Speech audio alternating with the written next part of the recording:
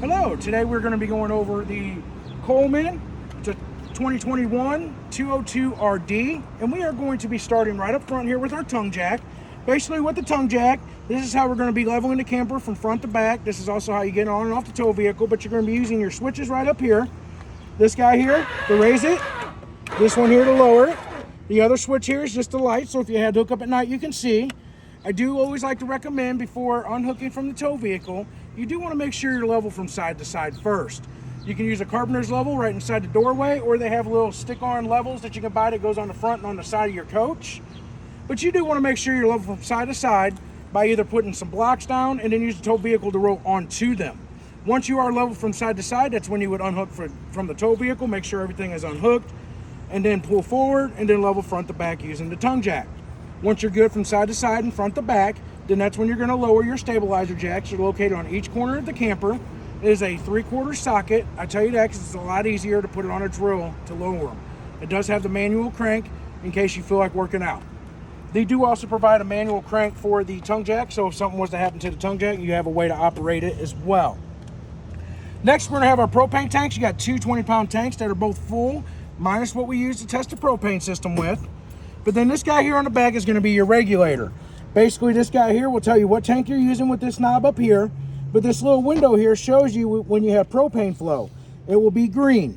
When it turns red, that shows you that the tank has been emptied. And then that's when you want to turn the one tank off and then take your knob here, rotate it to the other side, and then turn your other one on.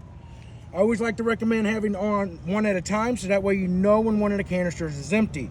You can have both of them on if you wanted to, and it basically set your knob in the middle, then it's pulling from both tanks, but it's pulling from both tanks at the same time. So most times when you run out of propane in this setting here, they're both going to be empty. That's why we like to recommend just one at a time. It's so much easier.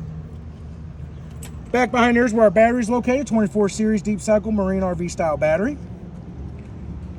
And then as we come around to the side here, we are going to have our front storage compartment that is a pass-through. We do have our condensation coming down from the air conditioner. But basically inside your pass-through compartment is going to be your 50 amp power cord, and then your manual crank that is sitting on the side because I forgot to put it back in after I cleaned the tunnel box. As we move further down, this here is going to be your outside shower with the options of hot and cold water. That is going to be controlled with the black key to unlock it and lock it. Then down below is going to be where our sewer hookup is going to be. You're always going to have your sewer hose hooked up to it. It does not come with the coach. But you're always going to start with your black first. You're going to open and dump. Once you're done dumping, you will close that guy off and then pull your gray to empty the gray. Basically what that does is it's helping rinse out your sewer hose. While I'm also down here, you do have your low point drains. Basically you got white for cold water, red for hot. But these are usually what I like to use when we're done camping. You want to take these guys out, open up a faucet inside. As you drive home, that air will blow through the lines to help get any excess water out so you wouldn't have any water that becomes stagnant or bad. You also would use that in the wintertime when you go to winterize your coach. Next, we're going to have our tires. These guys are a 21 millimeter or I believe it's a 13/16. I know it's a 21 millimeter for sure, but you do want to torque these guys to 100 foot-pounds, and you always want to check these at 50, 100, and 200 miles. I do always like to recommend, usually when you leave the campground, there's usually a lot of turns that have to be made when you get out of the campground. Well, usually the first place we're stopping is the gas station to refuel to head home. While you're refueling gas, you can go around and check your lug nuts. You're knocking out two birds with one stone. You also do want to make sure the tires are always topped off to their max PSI level, and these guys are 65 PSI. Next, you're going to have where you hook up for your 50 amp power cord. I just have ours, shop one, hooked up at this time. You already seen yours in your front storage compartment. Over here is where we're going to have our city water hookup.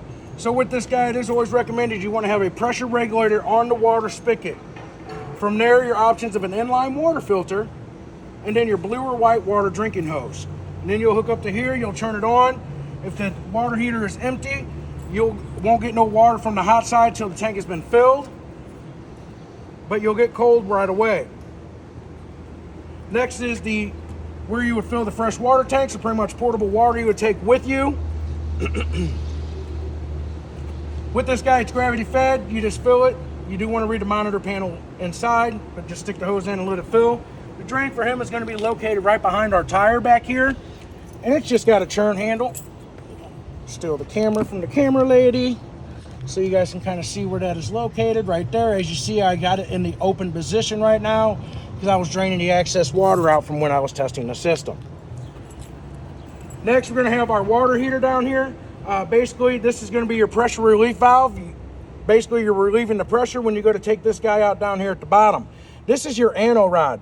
This guy starts out the size of a dime, or basically the size of a dime, and works itself down to the size of a coat hanger. Basically, what it's doing is it's attracting the impurities in the water, so it'll attack that rod and not the tank, because it is a steel or porcelain steel tank. This guy is gas only. I will show you how to operate that once we have stepped inside. But basically, when you're done camping, you do want to get all the water out of the coach, like I said earlier. You do want to relieve that pressure and take that guy out, so you're also able to inspect that anno rod. Okay? You got a outside connection for campground cable. I'll show you how to do that inside. And as we come around, it does have the hookups for an observational backup camera. It's an aftermarket option, but there is no ladder on this guy. So I do recommend, though, you would want to try to purchase a ladder if you don't already have one, because you do want to inspect your roof every 90 to 120 days. A good way to look at that is you're going to check it in the spring when you're getting ready to take it out. You check it in the middle of summer, and you check it in the fall when you're getting ready to put it away for the winter time. The bumper is where you would hold your sewer hose, but it doesn't hold the elbow. So what I usually like to recommend is that you get yourself a plastic ice cream container. We're going to have a good time eating that ice cream, or depressing time, either or. But basically, you save that container, and you can put the elbow that comes with your sewer hose in that container, and then it's stored and it isn't rolling around anywhere and all over the place. As we come around, your camper is actually equipped to install electric stabilizer jacks, and it's got the hookups and stuff already provided for that, but there is only manual on this unit. We'll talk about our awning here in just a minute when I'm not trying to talk over our outside speakers that I do have on at this time. This guy here is going to be your vent for the stove. You do always want to make sure that it's open when you are using it. But when you go to close it, I always try to stick my finger in the middle to help feed it into the grooves, and then you close it. It helps keep mud daubers and wasp out of there. Speaking of the mud daubers and wasps, I always do like to recommend you get mud dauber screens to cover these furnace intakes and outtake here, so that mud daubers and wasps wouldn't get inside here either. All right, we're not also trying to block this because it needs to be able to properly breathe. You do have an outside 110 that is GFCI protected. You got your guy here that will hold your door for you. And then with your awning, if you wanted to create a tilt or a pitch, you're going to loosen this guy up right here. You would slide it in, and then you just tighten it down, and it'll create that pitch for you. Oh, must not have had it tight enough. But basically, that guy will just tighten right down, create a pitch. I do always like to say, though, if the camper's being unoccupied, I do always recommend you bring your awning in. You just never know when a strong enough gust of wind can come, or a pop-up storm. But too strong of winds can cause damage to both the awning and the camper if you are not careful. All right, so next we've got the entry door. Your entry door is controlled with the purple key. For the door handle itself, you turn the key to the right, and it locks the handle. For the deadbolt, you turn the key to the left, you'll hear a click, and you're unable to pull that key out. You have to bring it back up and down to pull that key out. If you turn it to the right, that's the unlocked position, but you're able to pull the key out. So it kind of shows you did not lock your deadbolt. With our steps, these guys are real nice and simple. Basically, these guys, you do always have to make sure that the door is all the way open. If not, as you see with the previous owners, kind of caught the door with the screen. So it kind of caught that door a little bit. So you do always have to make sure it's in the open all the way position. But then here, you just turn that to lock it behind and unlock. You pull these pins here so you're able to adjust your feet. The reason for that, bring this guy back down, is that because you want to have this as flat with the threshold as possible. Too much of an elevation will cause damage to both the entry door and screen door if you are not careful. To release the screen door, there's a handle right here. where you can shut it, and then this guy here will block it so no bugs can get inside. This is how you lock your deadbolt from the inside. There is no inside lock for the door handle itself. All right, as we step inside, you do have your fire extinguisher that is located right at the entry door. So we're gonna have our control panel box up, our fuse control panel up here. I'm gonna squeeze right here real quick. It is already toasty out there, so we're gonna go ahead and, they didn't give us a lot of bright lights there. Okay, I'm gonna open it back up. Just for a minute so we can see our controller there. Basically, it does tell you your tank statuses. It does also tell you the status of the battery. And then you got your fresh tank, your black tank, and gray 1. There is no gray 2 on this camper. This is how you bring your awning in and out, extend and retract. You do always want to keep an eye on that because these models, they don't necessarily have a stop point. So if you keep pushing extend and not paying attention, it'll actually start to roll up backwards. Then this is going to be your option for the water heater, gas only. When you turn it on, this DSI fault light will pop on. Pretty much this light will stay on until it has fired on propane, and then it will shut off. It will try to light 3 times. After that 3rd time of trying to light, if it does not light, that light would stay on. But then we want to look and see if the canister is possibly empty or if we forgot to turn the tank on. The water pump, you're only using the water pump if you're using the fresh water tank. If you're hooked to city water, you do not need that guy. Then we got our awning lights, which is exterior lights, and then our interior lights, which turns on basically these 3 lights right here. The ones in the bedroom area we turn on by hand, and I'll show you that here in just a minute. All right. You got GFCI protected outlet and a USB hookup for charging your phones. The door even tells you hello, so it's welcoming you every time you come in. Then here in the bedroom area, each side is provided with a little closet area. You got some storage up above. You do have a single individual like reader light underneath. These guys are turned on and off by a center push button in the center. But these lights here in the back, you have to turn on manually. But then each side of the bed has cubby storage space, shelf space, 110 hookups and USB hookups. You got a little bit of storage underneath. Oh, there's our manual crank for our tongue jack.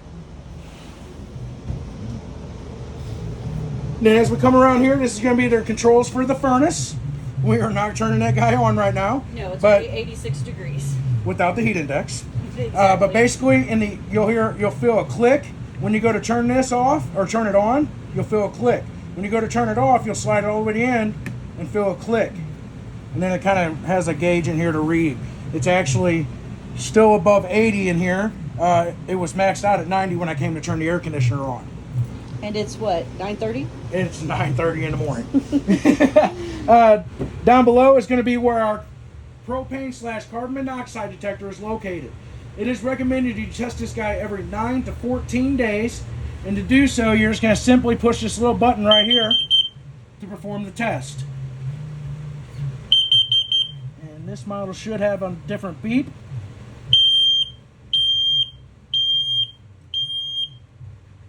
All right. So right there, we just simply performed that test. It is recommended that you do test these guys because you do want to make sure they are properly working. Okay. These guys have a life expectancy of 7 to 10 years, but I have seen them go bad before that.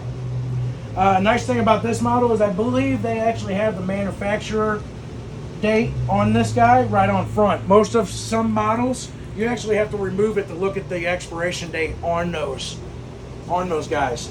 If that guy does start going off, it can be a couple of different things. We'll talk about the minor stuff first. Cleaning chemicals, hairspray, and animal gases can cause that to go off. All right, so you do want to be mindful of that. But generally, if that guy is going off, we do want to try to take emergency precautions if we haven't been using any of those other items I just mentioned. By the first person out of the coach is trying to turn off the main propane source, which is the canisters.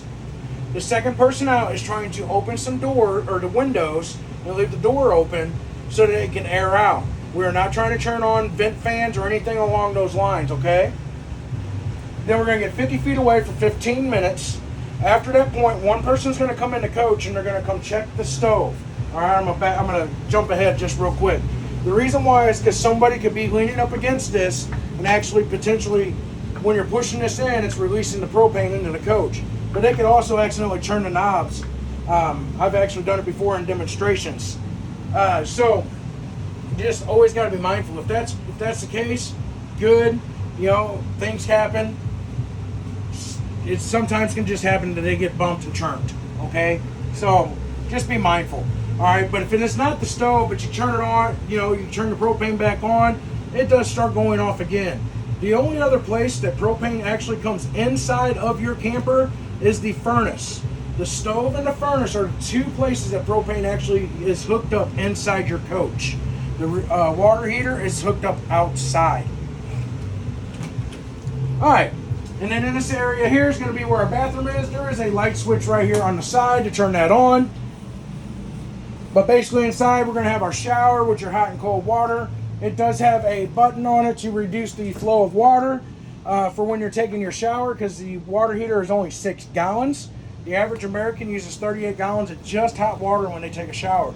So you're just already outmatched.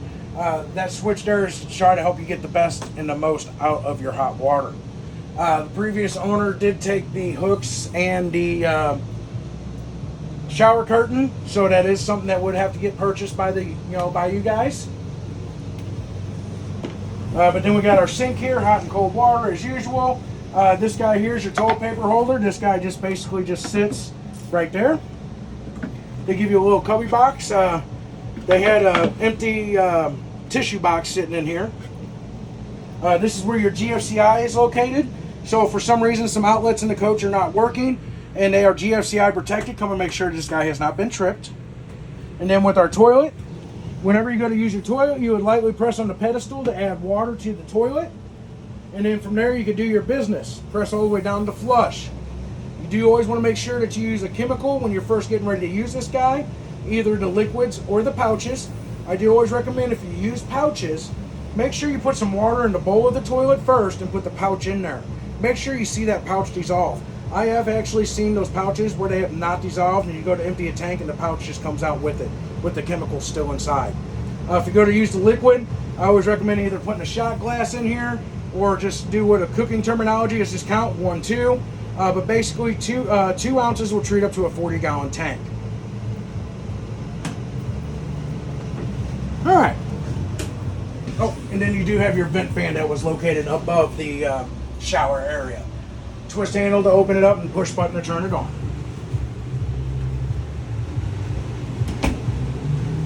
Next, you got a little cabinet pantry area here. They got some organizing hooks on there as well. This guy here is your travel lock for the fridge.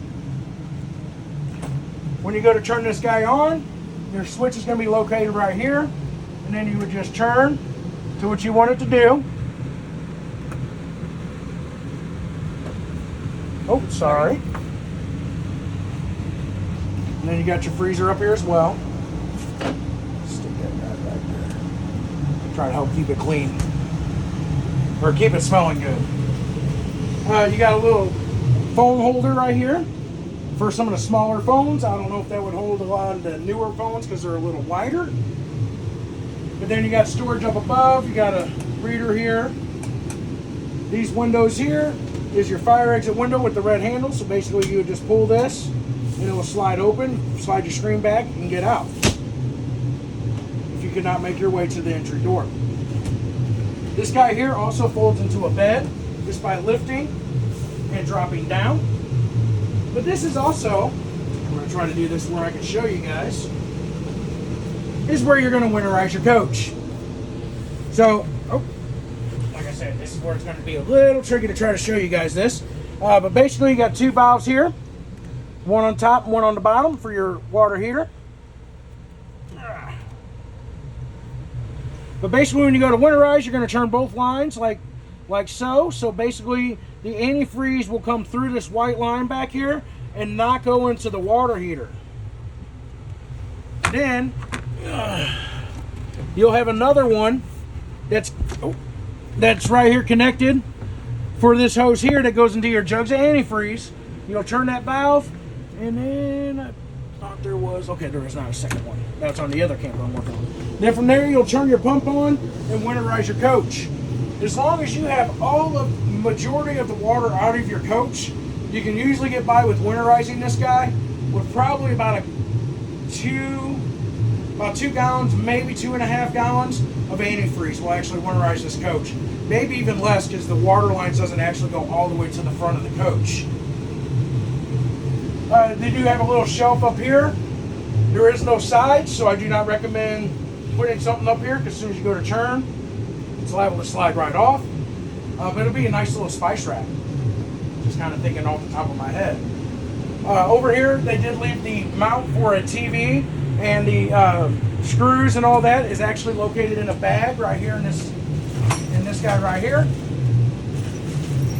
They even left, they even left the instructions as well. But up here is where your battery, or your TV antenna booster is located. Okay, there's actually 2 switches on this model. Okay, one of them, step up here. The one here on the right side is going to be for Wi-Fi. Okay, this is not equipped. This does not have Wi-Fi on it. It's just prepped for it. And then your other one on the left side is going to be the TV antenna booster. You do have to make sure this is on for the antenna signal to come through, but it's also the booster for the radio signal as well. But when you're trying to do the campground cable, you have to turn that guy off, and then you would scan for the cable channels. All right, so then next we have the radio. I'm just going to stand up here, makes it a little convenient. This guy here, you got your power/source button, but we had just the outside speakers on. So you would push your knob, and you're going to go to where it says fade. And that there, when it's on 0, is both the front, or is inside and outside. So you know which ones are which, you'll go to fade. The rear is going to be outside, and then front is going to be inside. You can also change it to where it would have an auxiliary in, so you could tie in a TV if you wanted to. And then it's also got Bluetooth capabilities as well. It does have USB right here. You can open up, put a USB drive in. You can program stations. But basically, as soon as you go to, like, you would go to unhook the battery. I'll talk about that in just a second. The reason why you want to try to unhook your battery. All that's going to get reset. I meant to mention that this guy does not have a battery disconnect. So when you are going to store this guy, you're not going to be using it for quite some time, and it's not plugged in, you do want to unhook your battery so your battery would not potentially get drained or died because of something was left on. 98% of the time, it's the fridge, because it's a 12-volt fridge. It will just eat your battery, okay? This guy does also fold into a bed. Basically, you would pick this tabletop up, you pull those legs, they just lay on the ground, and the table actually sits on these little knobs right here. And then you use their back cushions right on top of the table. They do provide you a little cute little trash can that was left in here. Also, this will slide up and off. The reason for that is so if you're going to use your oven. So with the oven, you got, or not the oven, but the stove, you got your lights. But then here you just turn, and it's got a spark igniter to light. Remember, I don't think this one did. Oh, it does. All right, so a nice thing is this guy here is also the spark igniter for the oven. Basically, you're turning to this icon here, but you press and hold it in, and then spark to ignite. If you angle it just right, you can usually see the spark off this glass, or you can see it off of this bottom base down here. I ain't got no propane flow going. There we go. So usually once you first turn it on, you have to get that propane to cycle through. But once you've got it lit, you keep this pressed and held in for 7 to 10 seconds. Then you're able to set your temperature, and as you see, our guy just comes on. Down here is where our furnace is located. Basically just comes right out of here. There is a little eyelet window in here that you can look and see, and you'll be able to see the flame is lit on that. I've got our hood range, we've got our light and our fan. You gotta make sure that that outside part is open when you're using the fan, or it ain't doing anything. Then we have our microwave. Microwave's pretty self-explanatory. The one thing I do like to recommend is that you would set your timer on it. You guys go out, do some stuff, you come back, well, you see the time isn't set on this. Well, that means there was a power failure at your campsite. You just want to look into that and see if it was from the campsite itself or from the electric company, okay? Power surges can happen at some campgrounds, especially if there's a lot of units plugged up, okay? Then we got storage up above. You do have a nice paper towel holder. We got our sink. You do have some storage underneath there as well. And then you have your drawers here for your silverware and whatever else you would like to put in there. And then from there, we have basically made our way back to our door. Hopefully this video was knowledgeable and informational for you. If you guys do have any questions, please feel free to call us, and we do our best to answer those for you over the phone. Thank you and have a wonderful day.